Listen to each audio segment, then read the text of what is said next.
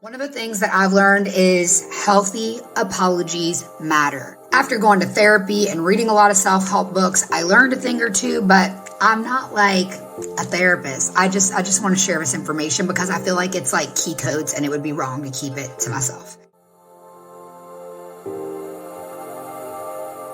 Sapphics and allies, you're listening to Queer Women Rising. That's women with an X because we are inclusive here. When we hear the stories of queer women who have gone before us, we see evidence that there's nothing we can't do. And yes, we can too. It's time for you to level up in life, in love, and step into your most authentic, abundant reality. You won't be the same after this episode.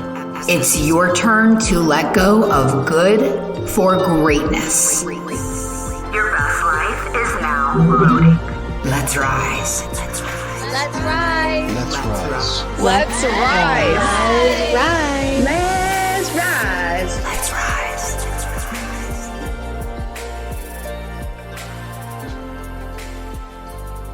Okay, be honest with me for a moment. Are you or have you ever been in a lesbian relationship that feels like absolute shit?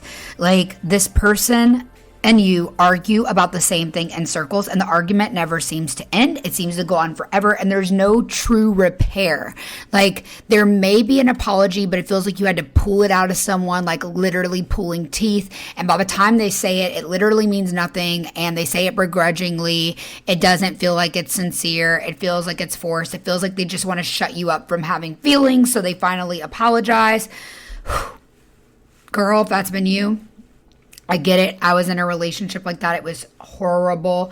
It really affected my health. Like I would get so sick because like trying to get someone to understand or respect you or have consideration for you who doesn't is really hard on the body and the mind and the spirit. So I been in therapy and I have also been reading a lot of self-help books and building a firm foundation for my next relationship. And there's some things I learned. I put together a framework, call it my RUR Apology Framework.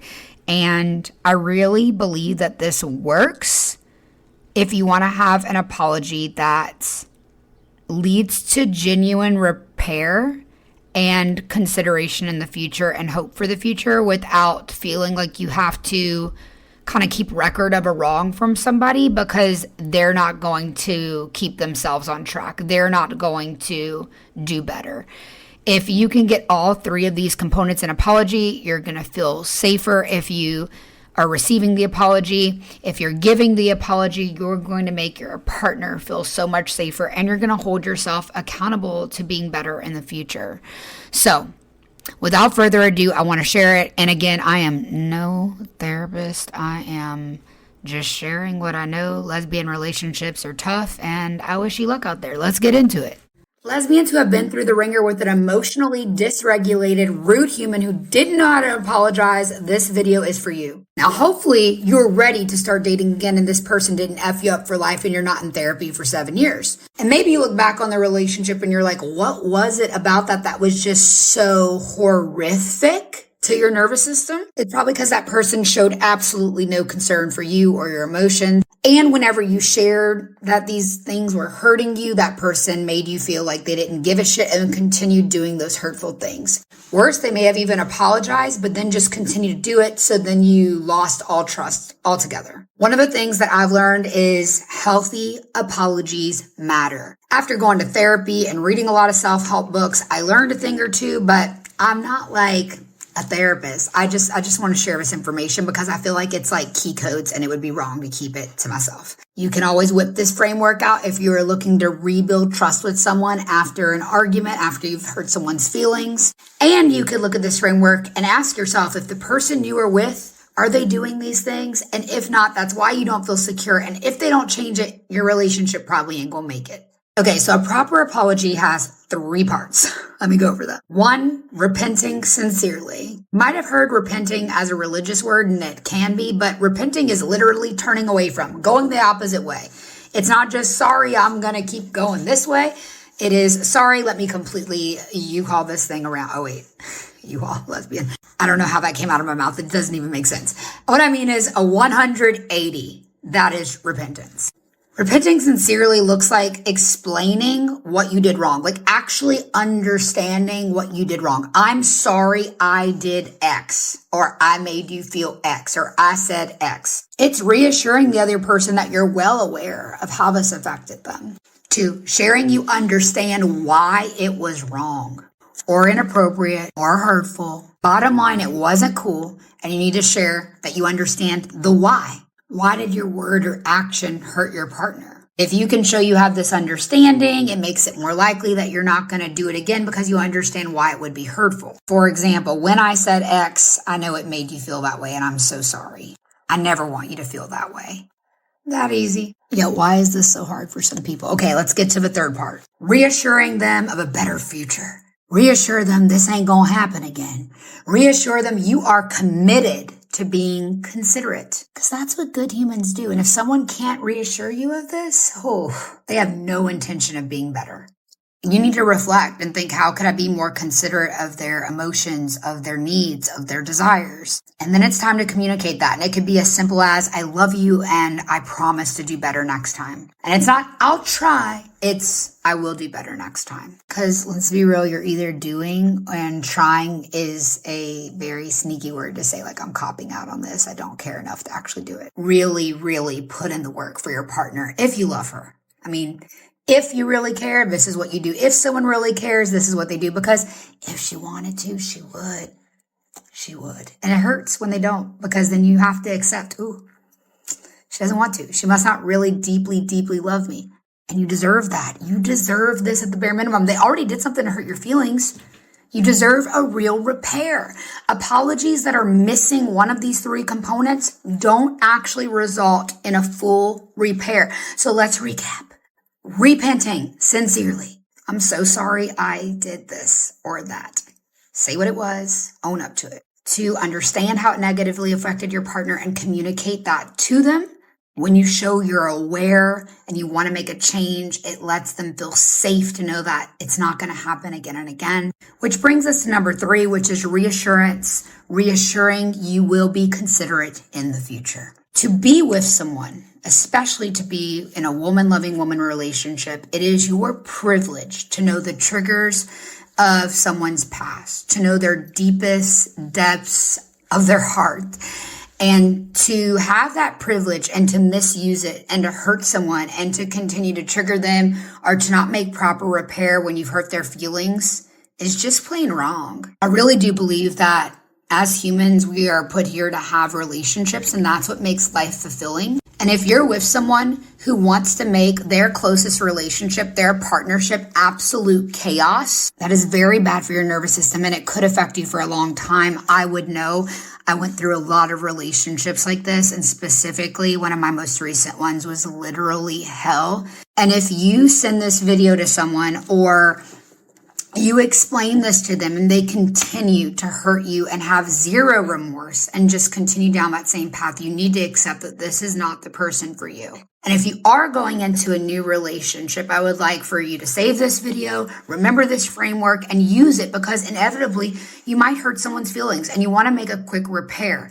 And if someone hurts your feelings, you just want to check and make sure if you're not feeling good or safe to proceed in the relationship, then maybe they didn't make a complete repair, and maybe that apology is just missing one of these components, and you guys could talk about it and everything would be okay. And if you're single and you are emotionally mature and regulated and doing the work, I would love to have you inside of my lesbian community, the Queer Country Club. This is my dating platform for women seeking women who are truly ready to settle down with the love of their lives and live in peace with one woman for life. If you're looking for your future wife, DM me, apply. I would love to send you an application. Yes, this is application based only. I want to make sure the women coming inside are quality women doing work on themselves and truly want to live an RIP with the same woman for life. So if that's you, DM me, apply on Instagram.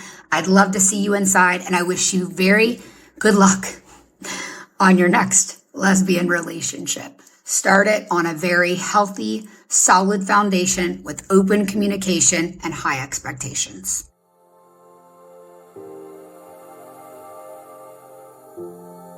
As queer women, that's women with an X, because of course we are inclusive here. As I was saying, as queer women, we haven't always been lifted up or celebrated. We have often felt left out and put down in places that historically haven't welcomed us. In fact, we have been conditioned by society to be grateful for mere tolerance. My resilient LGBTQ+IA community, I am talking to you. I'll bet you've recognized the spark that God put in your heart, your unique calling to impact the world in only a way that you can. A business idea, a brand to build, a coaching program to start, the art to create, the song to sing, the book to write, that relationship you long to build. But that little light inside your soul has often been blown out by the people around you, leaving you conditioned to play small and not step into your full potential. You are not alone. And it's never too late to truly live your most authentic dream life. I would know. I came out late in life, nearly 30, a couple years ago, after being bullied for months inside a country club. Right outside of my weights class, I was assaulted by a bigoted woman who couldn't stand my queerness. She physically pushed me, so I had a meeting with management. I told them I didn't feel safe. I brought forth evidence, and guess what? They did nothing. Sadly, this is normal. But in order to create change, we have to be brave enough to be the change ourselves. So I did a thing. I started my own virtual country club for queer women, a safe place for us to create meaningful connections and grow. So if you're looking for a love connection, networking opportunities, or coaching to live your best freedom life, you want to apply to be a part of our incredible community of purpose-driven, passionate queer women. Join Queer Women Rising, the online queer country club for growth-minded women ready to level up in life and love. To apply, DM me the word rising on Instagram at Sophia Spallino or chat me the word rising on sophiaspallino.com. Now, beyond hosting Queer Women Rising, I am a personal brand coach and social media strategist. If you give me a moment to tell you about what I do, I can share how I can help you, just like I've helped many clients before get famous online and make more money. If you're an exhausted coach or service provider, ready to scale your business for real, or you're just getting started building your dream brand from scratch, and if you're ready to build your own profitable personal brand, I can show you how in 6 months or less. But why should you take my word for it? Well, I've spent over 10 years in the social media marketing industry, amassing over 400,000 followers across platforms like Instagram, TikTok, Facebook, and YouTube, as well as hosting a top charting podcast, building a successful service provider business, and coaching powerful women to build purpose-driven, profitable personal brands. Yeah, I have the social media and sales process strategies that can help you finally make the money you deserve. Because I want to help you build your dream business that gives you time, freedom, and makes real money. So for a limited time, I'm giving away your first steps to go from less than 5K months and advance to 10 to 20K months. Grab my newly revamped, profitable personal brand blueprint, my proven framework to build yourself a personal brand that motivates, inspires, and sells so that your business can thrive the way it should.